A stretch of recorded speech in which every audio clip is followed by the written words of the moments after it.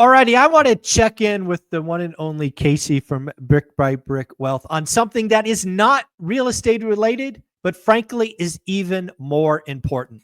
If you recall, just about a year ago, she made the decision to homeschool her kids.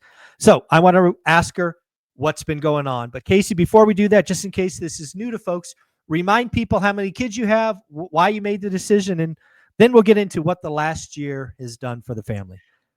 Well, thanks, Michael. So I have 3 kids, Jace, Juliet, and Cody, and their ages are, my daughter will be 14 in 2 days. And then I have an 11-year-old boy who's currently in 5th grade and a 7-year-old boy who's currently in 1st grade. And we've been in public school, great public school system outside of Memphis, our whole lives. They were in school. We're going through a K through 8. So it was really nice having all the kids from K through 8, even the 7th and 8th graders still got to be the little kids. And it's just a lot better than going to a separate like junior high or middle school where they grow up way too quick. So the system was great, but there were a few things I didn't really like about going to school in general, not just public school. I read this book called, oh my gosh, what was it called? I'll have to think of it. It was this book. It was amazing. It was an amazing book. And it basically described that the school system was made by Rockefeller to create factory workers.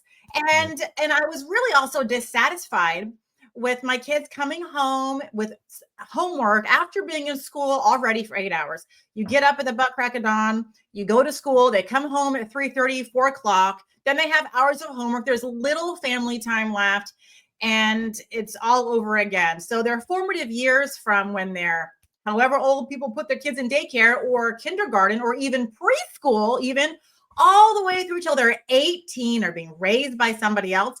Like, this is ridiculous. The busy work, the useless memorization of facts, I think is just ridiculously stupid. I said, why are we crying at home about memorizing facts? Who cares about the mitochondria of the cell? If you are going to go be a biologist, you will figure that out. So I didn't like all this useless information. I felt like it was cluttering our minds. I felt like it wasn't really preparing our kids for the real world. And I wanted more family time. I felt like everything was just so busy.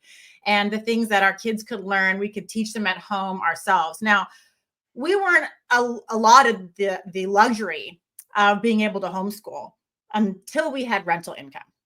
Because my husband was working, I was a stay-at-home mom. I wanted to make more money. And everyone that's watching knows it's really hard to get by in America on a single income if that income is not a high income earner. On a regular income under 6 figures in America, it is really difficult to have a great quality of life with one income under 6 figures. So that was us. And so we started our rental property journey of rental property income. And so now, I get to do what I want. I get to teach people with my Brick by Brick Wealth. I get to stay home with my kids and make income from our rentals. And so we're able to bring in this extra income so we can keep our kids home and homeschool them. So we took the leap, and it's been a little challenging, but it's been well worth it. Yeah. I again, my daughter's, well out of school. She's a young adult now in her 30s. So I didn't have this option. So I have some simple questions. When you were making this decision, one of the things you had to consider is what's it going to do to you, right? Because you're now going to have your 3 kids at home, which, is a blessing and a curse, I assume at some level. But then you had to put together a curriculum for a 14-year-old, all these different age. How do you do that? Hours and hours and hours and hours of research and reading books and joining Facebook groups and being in forums and listening to other people's experiences and what worked for them. There are so many different methods of homeschooling, your mind would be blown. And I'm still trying to understand and really grasp some of the true homeschool philosophies, because I believe in education. I went to school. I went to college. I still want my kids to go to college. It's not like, oh, he's going to sit home and do nothing all day. And they'll tell you, there are a lot of families who believe that life, and this I'm going to get some hate in the comments here, that life is the school. Okay, life is school of hard knocks. School of hard knocks. Yeah, well, it's kind of like when you're at home all day and you learn to bake, and that's reading and math. I'm like, okay, well, yes, but then what about when they're 15 and 16? No longer can you say baking counts as math. Granted, no one needs to learn calculus. I mean, that was stupid that I had to take calculus, trigonometry, statistics. Stupid. I don't remember any of that. And you could put that in front of me today and I would get a huge F. I'd be like, oh, I don't know. So a lot of this stuff, a lot of the things that we learn is unnecessary. I know that. And all you need to learn is adding, subtracting, multiplying, division, some basic proportions and things that I use daily, very often. And that's kind of it. You don't really need to learn. I mean, the Pythagorean theorem has come in handy, but some things you can now just whip out. I remember this in school, teachers say, you're not going to ever have a calculator in your pocket walking around when you're older. Got a calculator in my pocket. Sure do. So, but I will tell you the curriculum thing, we're still getting a handle on, and I have planned out curriculum for every single kid. Now, the benefits of homeschooling is that you can tailor your curriculum to the child, no matter their level. So both of my sons, I think, are really good in math. I think they're very smart in math. And so they're able to move quicker through the math programs than they would be able to do at school. So and they're also getting one-on-one attention, right? I just finished teaching my younger son reading. We do reading, spelling, and then I'll do math with him, or my husband will do math with him. So he's still kind of learning how to read. He went to kindergarten at school in a real school, and left kindergarten with a 0.6 reading level. Now, I will tell you, he's my third kid. So I didn't teach him how to read before he went to kindergarten. I taught my other two. But I was like, third kid. Didn't teach him how to read. Now, school will teach him. I said school will teach him, and the school did not teach him. We have a great school, but he still left not even reading at a first grade reading level when he graduated kindergarten. So now, we're almost 1 year through with school, and he's well over second grade reading level. So he's jumped a lot just since last year when we started reading with him. But you're able to move your kids at their own pace. Another thing that I hated about schools was testing. I feel like tests are stupid. I don't think that it's wise to sit and have to memorize for a test, because it's short-term memory. You're going to cram it, memorize it, spit it out on a test, and forget it all. I think it's stupid. So I never liked tests. I thought that they're pointless. And you can test, but that doesn't mean that your grades define you. And that's another thing that I hated about testing and getting grades in school, is that grades define you. There are a lot of people, right, that are C average students that got put down by their teachers at school. And I'm sure people watching are going to be like, that was me, that teacher said you're stupid, you're never going to make it in math, or, blah, blah, blah, you're going to be a dropout. Turns out these people ended up to be some of the brightest minds, start their own businesses. C grade students are entrepreneurs, right? They're not, well, some A students are too. The bottom line is the grades don't define you. The grades should not define a person of who they are. And it's about application, understanding material. The thing I didn't like about school, I could go on forever, is a lot of the history I feel like is false. The victors teach the history, and Americans will teach it the way they want it to be taught. There's a lot of communism taught in schools, socialism taught in schools, liberals taught in schools. I'm sorry, I'm a conservative, and I want my kids to learn conservative values, and we will learn, why things happen. Why did the Holocaust happen? Why did World War I happen? Who were the players on all the sides? Why might they have done that? Instead of just saying they're bad guys, why did they do that? Let's try and understand different points of view. Whereas in the school, they just want to teach you one way. This is who won. This is what happened. Everybody's bad. And you're not really learning any lessons. So I didn't really like the history as well being taught in school. So we do our own history. It's been, eye-opening. And I will say, Michael, one thing that I didn't expect was to lose some friends. So some of my kids have lost a couple friends because now we're homeschoolers. And some people have this stigmatized negative opinion about bringing education home. And they think, homeschool kids are, granted, when I grew up, homeschool kids were weird. They were weird. Since COVID, homeschooling has become more than norm for religious reasons, for not wanting to be controlled by the government, and also realizing that, just like real estate teaches, and we hear this all the time, the 9-to-5 job isn't the only path. And schools prepare you for employment. You know, you sit in a classroom for 8 hours a day and you are not allowed to think outside the box. You have to do exactly what they say, and that's it. And it has to be done their way or you're wrong. And so they're already preparing you for the workforce. Versus when you're at home, you have to teach yourself. You have to get over those hurdles yourself. And there's nothing better than learning how to figure something out on your own. And that's been the biggest hurdle for my daughter. She's in 8th grade. So she went to school, real school, from kindergarten through 7th grade.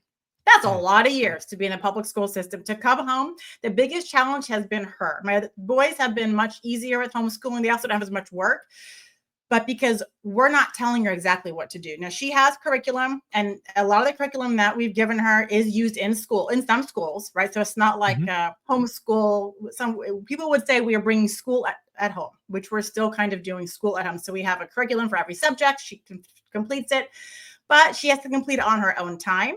So she has to learn time management and all the things. She's still getting grades because she's going to be in high school next year. And she did choose to homeschool through high school.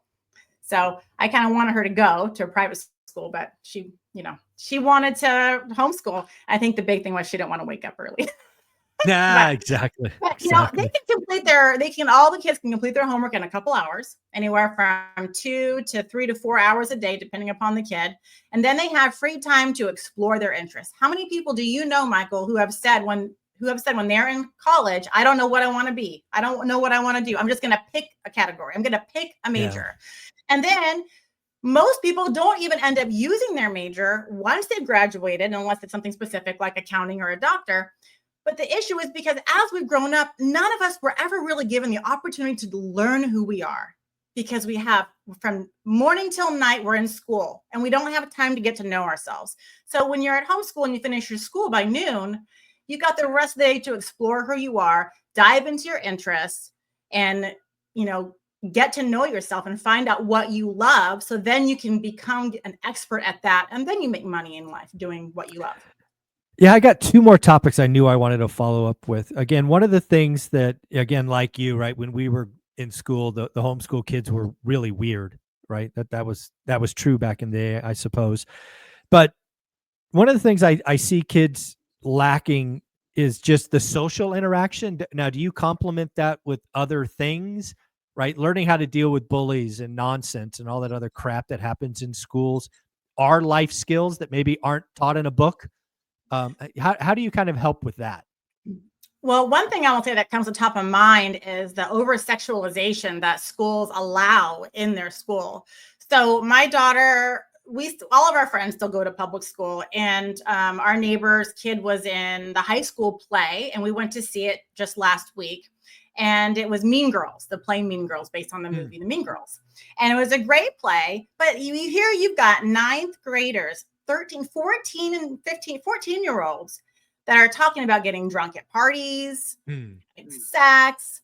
All of these things are being talked about in play. And I'm like, my daughter's here, we're watching. I'm just like, I'm so glad you're not going to a place like this where you have to grow up too soon. And they're talking about getting high. And it's just like, I didn't like that.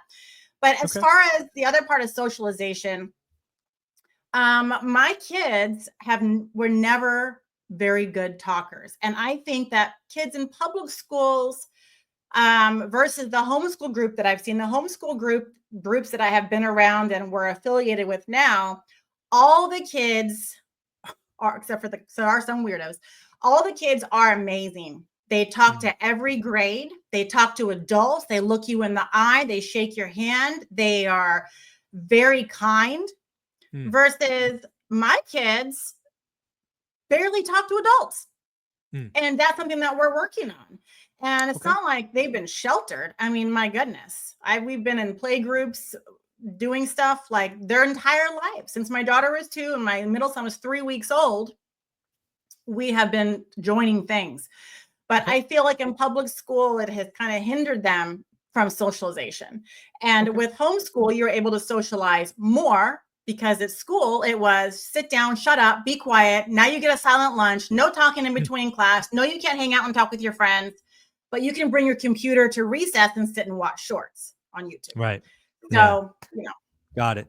Well, the last thing I want to talk about was actually something you did right when you made this decision is you went on a road trip with the family, no real destinations in mind, but you really actually took education on a road trip, kind of mixing family time with education. That had to be a lot of fun, I would imagine. We did. And I'll tell you, Michael, we did bring some of our workbooks with us, and none of that stuff happened. But we started, none of that. We did Spanish on the road. We did Spanish. We started homeschooling in the beginning of July 7th. So I wanted to start early so we could kind of take a few days off here and there, and it wouldn't be a big deal. I still wanted to keep on track with the public school system in case the kids went back. I didn't know if it would be good or they'd hate it or I'd hate it or whatever. So I wanted to make sure that they were still on track with everything in case they went back to school, they wouldn't be behind.